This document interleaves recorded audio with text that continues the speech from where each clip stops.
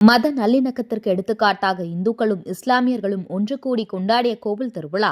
இஸ்லாமியர்கள் நபிகள் நாயகம் பிறந்த நாளை மிலாடி நபி விழாவாக கொண்டாடி வருகின்றனர்.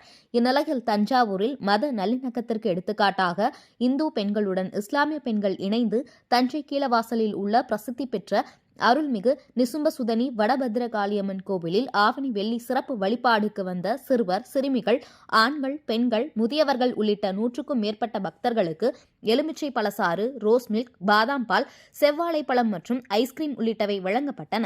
மத சார்பின்மை மற்றும் சமய நல்லிணக்கத்தை வலியுறுத்தி சமய வேறுபாடுகளை கடந்து மக்கள் அனைவரும் சகோதரத்துவத்துடன் வாழ வேண்டும் என்ற நோக்கத்தில் நடைபெற்ற இந்த இறைப்பணியில் இஸ்லாமிய பெண்கள் தங்களையும் இணைத்துக் கொண்டு கோவிலுக்கு வந்த பக்தர்களுக்கு பழசாறு வழங்கியதைக் கண்டு பக்தர்கள் மத வேற்றுமை இல்லாமல் புன்னகையுடன் பழசாறு வாங்கி பருகி சென்றனர்.